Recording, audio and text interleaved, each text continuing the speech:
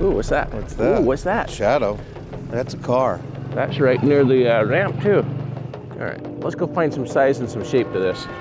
So 100% positive they were here. Are you kidding me? 100% positive. She said he was a walker. For whatever reason, the vehicle and the plates reminded me of something. And I told my boss when they first came with me, I said, I think they came here. They're driving a Chrysler Pacifica 2007 license plate 1030. He was a veteran for 21 years. He was a Seabee. He served in Korea and he served in Vietnam. And Loveda and he were married at 25 and 27 years old. 64, 65 years they've been married. So I mean, they know each other like, you know, this is a tight couple. Great job taking care of their kids, and they're just wonderful grandparents too. Loveda has issues with her eyesight at night, and Robert is suffering from dementia. So those are the things that, you know, start to really make us think about what was going on. The search continues as the Nebraska State Patrol and other federal agencies work together to find Bob and Loveda Proctor of Aurora. They apparently got lost trying to get back home to Aurora. That was almost 6 weeks ago.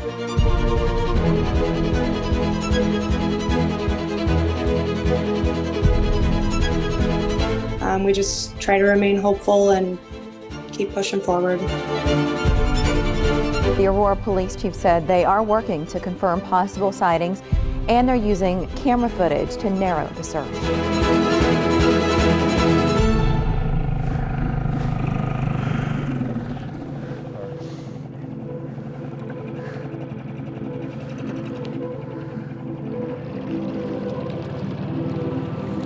Check along the... Ooh, what's that? What's that? Ooh, what's that? Shadow. What is that right there? That's a car. That's right near the ramp too. Right there. Looks like a picnic table. Is it a picnic table? It's a big shadow. Yeah. Yeah, this one here? Oh, too shallow. Oh, sorry. Woo! That gets really shallow. Right there. Right there. And right next to it too. Yeah, it's too square. Look, it's only 2 feet wide.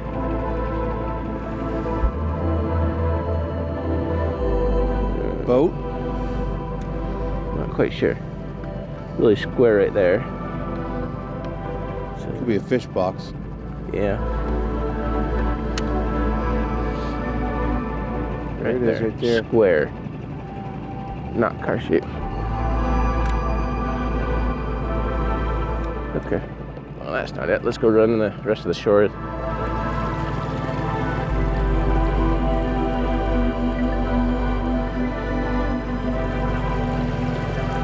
Day 8, we are starting our morning at Pier Lake in Grand Island, Nebraska. Loveda picked up Robert from the hospital here in Grand Island around 6 p.m. on January 11th of this year, 2023. Now from there, she never made it home, which is in Aurora, Nebraska, just down the road about 20 miles, 20 minutes. We have been searching this entire region, including all the way down to Kansas, and today we're also going to be heading over to Lexington, Nebraska, and parts of the Indian Reservation down south over there. Those 7 other episodes and days that we've already done will really bring you into the heart of this story and everything we're doing to find the Proctors. So as you can see, we've already been doing some sonar work on this lake. I have one more pass. From there, we have 2 more bodies of water that are of interest this morning to us here in Grand Island, and then we'll be making our way 2 hours to the west towards Lexington.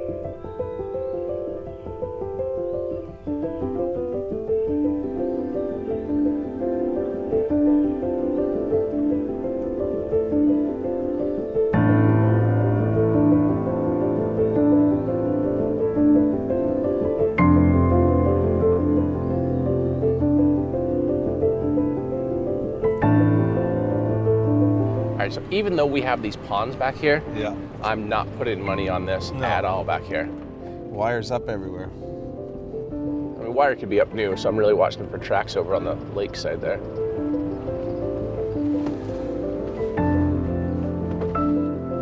That sucker's deep. Oh, that's deep, isn't it? Yeah, it's deep. All right, yeah, let's just throw a boat real quick then. We don't need no sonar ball.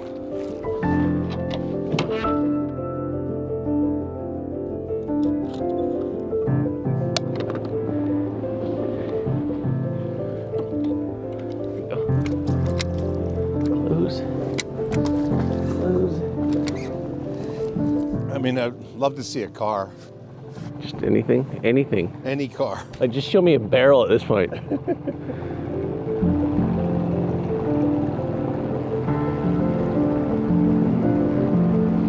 right.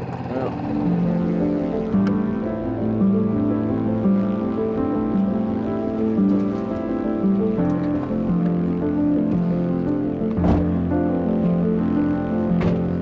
Anything in Grand Island's possible, because if she was going back to the hospital and she was just driving him around until he got tired and was less agitated, that Grand Island is possible if she actually had a semblance of understanding of where she was. That's the only thing, is that she has no idea where she is, and it's not like this is a fluke. This is like they're emotionally and psychologically just not in a position to be driving roads at 3 o'clock till 7 o'clock in the morning. The ones over here on the left, there's just no access to them. So then that's going to leave this very last one on the left-hand side. This is a opening in the fence right here. And it looks like it goes straight that way over there. These are... Right through the trees. I think this is all private property. Is it all private property? Yeah. I was looking at that straight shot right into the pond. I can't imagine them going that way. I mean, no, you'd have to make a right and then a left. It's not a straight shot. Not a straight shot. Hey, Garmin, take me to Lexington, Nebraska.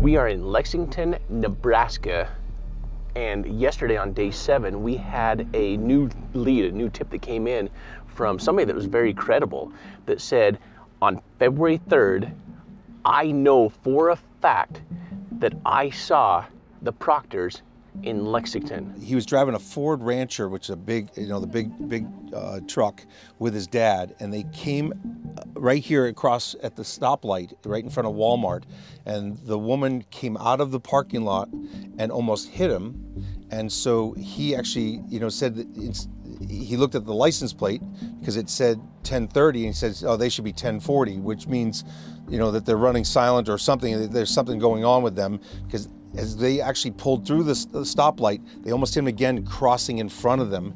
And so he looked again at the license plate, saw that it looked like them, and the fact that the license plate was the same. He called in or Facebooked Lacey. According to Lacey, it might have gone into spam, or it's locked in the Facebook page where you don't get the message. Right. But they then called the police yesterday and confirmed that this was a credible lead. I recognized her the minute I saw they were missing. Like, I recognized it for whatever weird reason.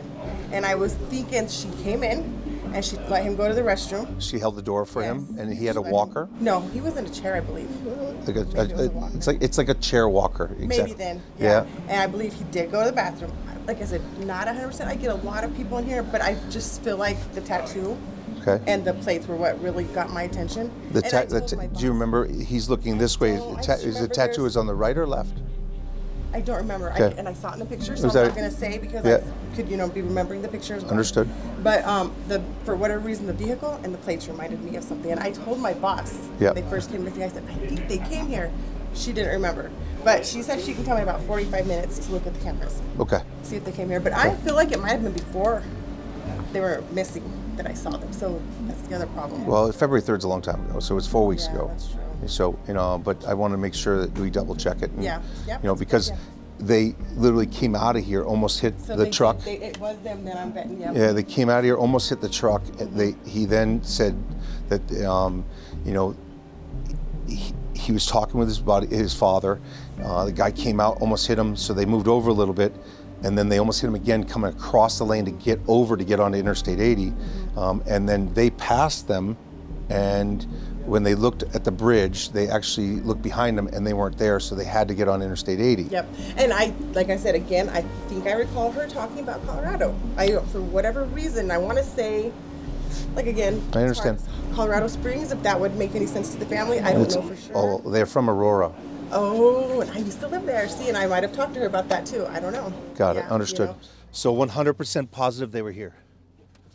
Are you kidding me? 100% positive. She said he was a walker, and she held the door for him, walked in the door, and they're checking the video right now and have the boss working on it as we speak. She thinks that she actually asked for Colorado. So, you know, I think the biggest thing is we're waiting on video right now. We'll then go to the Walmart. We'll get on to Interstate 80, go down 2 more exits where there's another Cenex, and we've already called and they're requesting to look at it. They think that their video only goes back 2 weeks, but she's going to verify that. And at that exit, there's a large pond with a boat ramp there as well, that if it was getting closer to dark. So if she drove down 2 more exits, getting closer to dark, she might park there. So we'll go look there as well.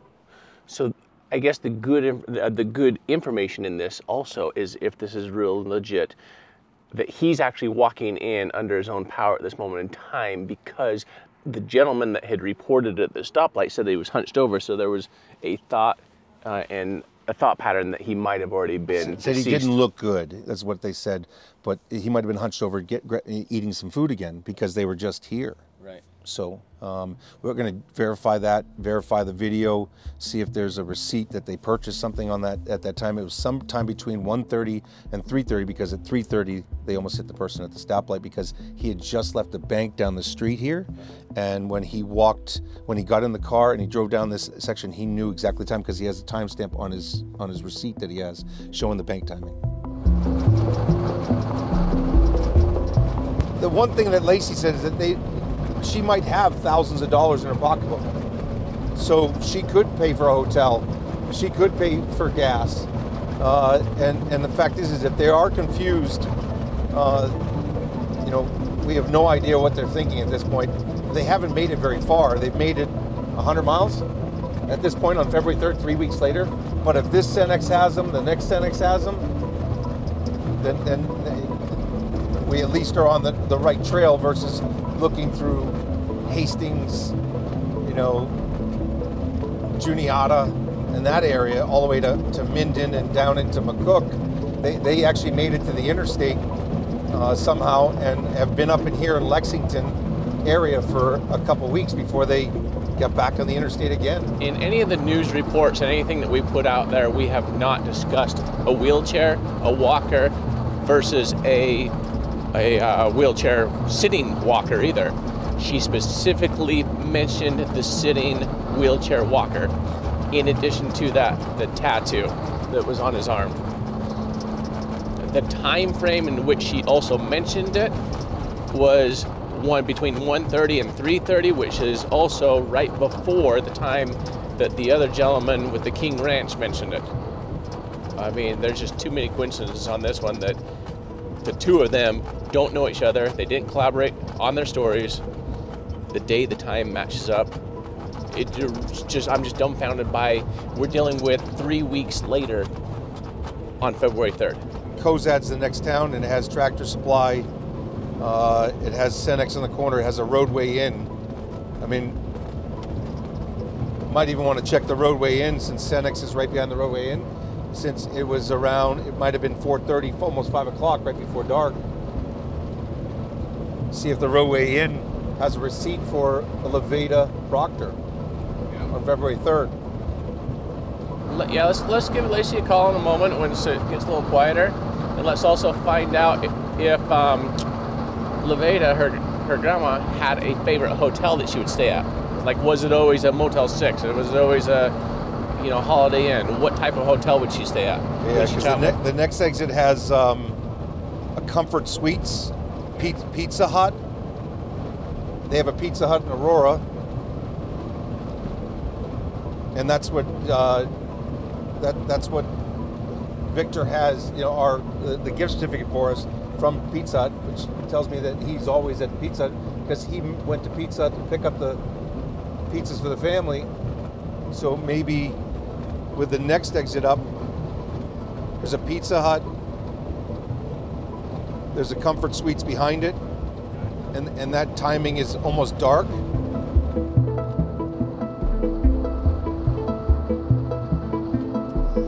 Hello. Hi, Lacey. How are you? Good morning. Good morning. I'm okay. How are you? Good. We are up at Cozad right now to look at a lake up here because it's 2 exits up where there's a roadway in and another Cenex and a pond across the way. We believe is frozen though. But we want to talk with the Cenex again because the woman at Cenex in Lexington said that she believes she was talking about Colorado. Wow. Okay. Okay, and so that's where we're at. They're going to look at the film from February 3rd from 1:30 in the afternoon till 3:30 because the rancher actually has a receipt from depositing a check from a job he was doing at his bank down the street at 3:30 on February 3rd, and he checked his bank statements and it matches that date. He thought it was earlier than that, but he realized it was February 3rd. Okay. So, wow. So that's where we're at. So right now we are 2 exits down at Cozad. I'm going to jump into the Cenex and see if they have video. I already called ahead, and then we're going to go look at this lake and then see what we can see on this, on the mapping to see if there's something else that makes even more sense. Okay. Okay. Lacey, when your grandparents, did they travel much, and when they did, what type of hotels would they stay at? You know, was it, more of a Roadway Inn type of a hotel? Would they stay at more of a I'm only a Comfort Suites or a Holiday Inn type of a couple? What was their style? Honestly, they have not traveled in 15 or more years that I honestly can't even answer that question. Okay. It's been so long since they traveled. Even when my grandma's brother passed away about 12 years ago in California, she wouldn't even travel there because she just didn't want to take the trip, and she said she's just too old and she doesn't travel anymore. Okay. All right. I really cannot recall any hotels that they would stay at this point. That might be a better question for my dad. Okay. Well, yeah, like I said, I mean, there's only coming on the highway. If she would have gotten on, there was only... The exit before this had 0 signage. It was dark. The second exit here at Cozad, had plenty of signage as far as hotels as well as a sign for Cenex. So we're going to go off of that theory right now and see if we can find any evidence around here that they stopped off at this exit. Okay. So that's where we're at right now. Okay, well, I dropped my kiddo off at my parents a little bit ago, and we're picking up my cousin, and we're going to head that way and just cruise some roads and stuff, and if we see anything, we'll let you guys know as well. All right, sounds good. Thanks, Lacey. All right, thank you. Bye-bye. All right, you want to check that, and I'll check this one?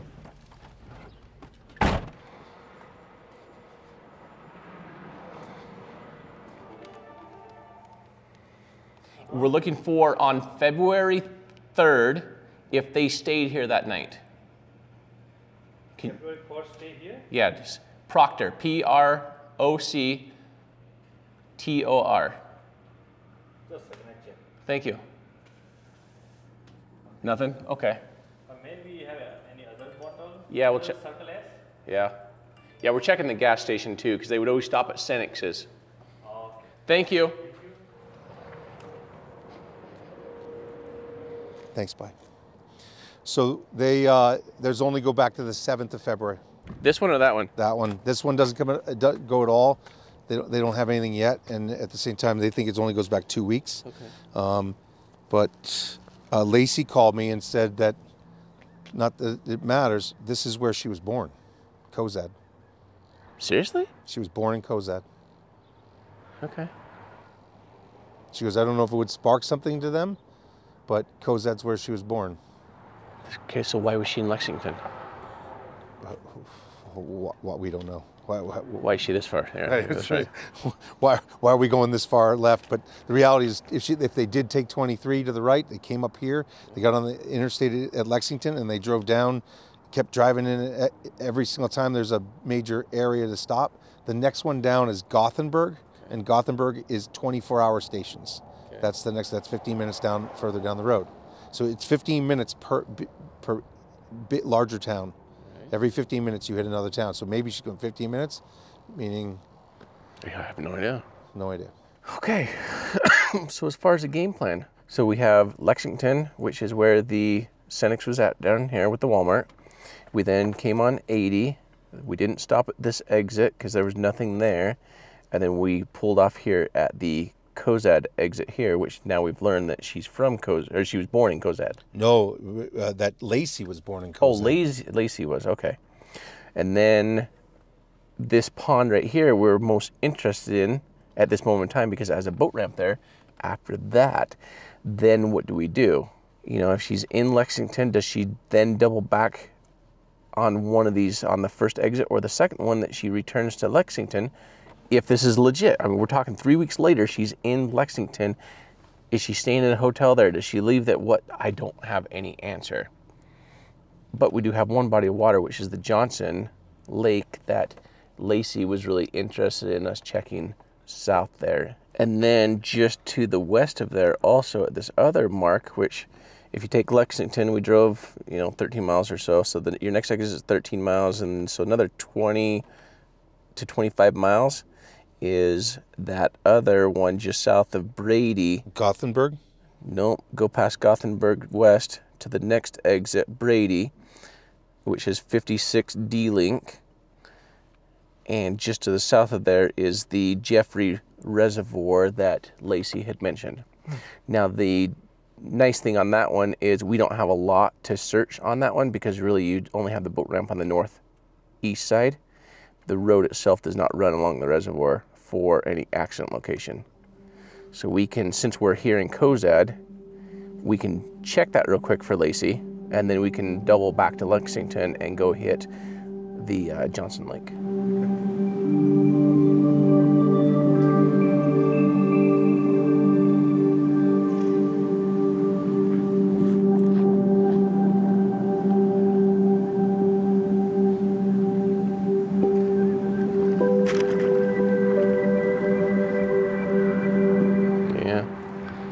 I don't know, Bill.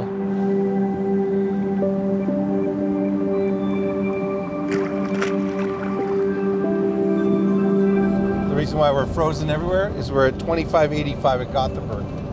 So we're at 2,000 elevation. So that's why we're going to have frozen ponds everywhere here.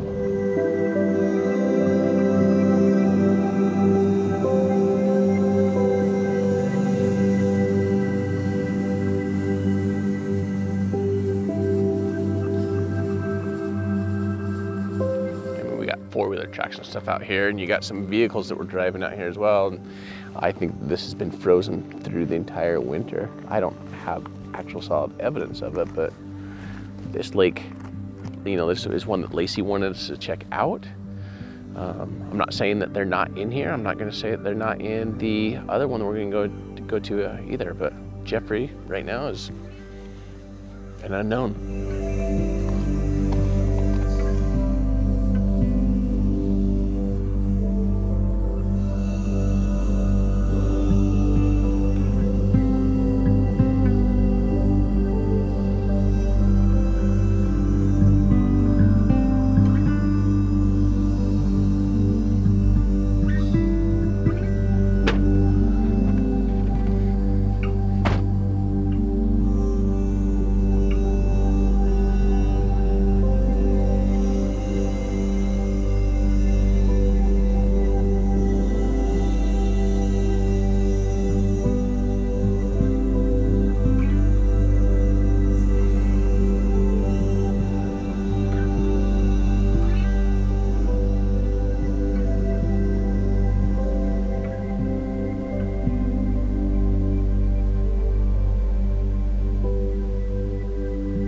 This is where we now turn to you and really ask you guys for help. Spread awareness throughout Nebraska, Wyoming,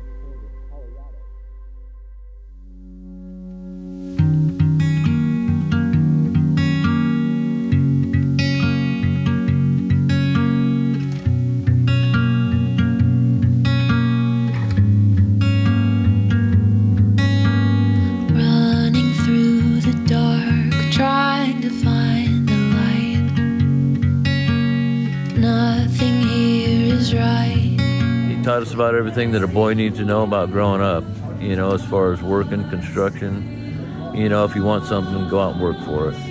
You know, if you do something, do it right the first time. Don't have to do it twice. You know, he's a strong believer. He hated the word can't. He didn't say that around my dad, because he was a Seabee, and can do was their motto. They could do anything. That's why I joined the Seabees, because my dad was a Seabee. I wanted to be just like my dad. You know, he was my Superman. I am who I am because of my mom and my dad.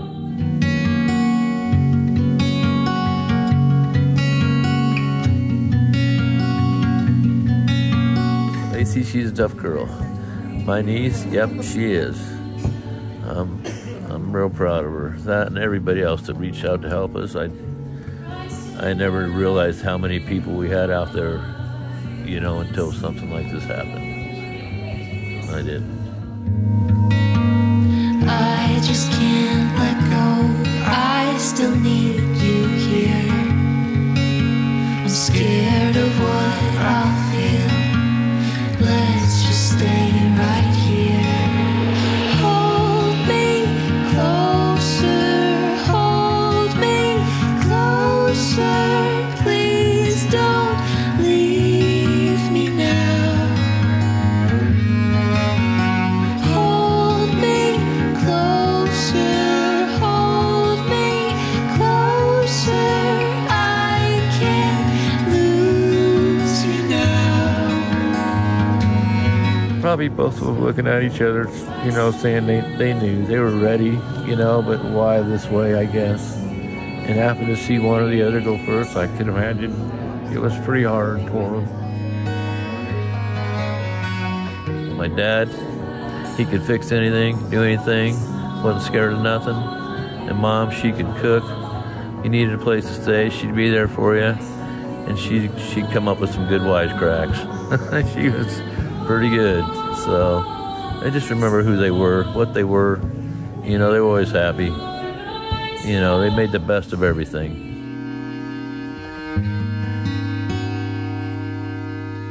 Hold me closer. Hold me closer.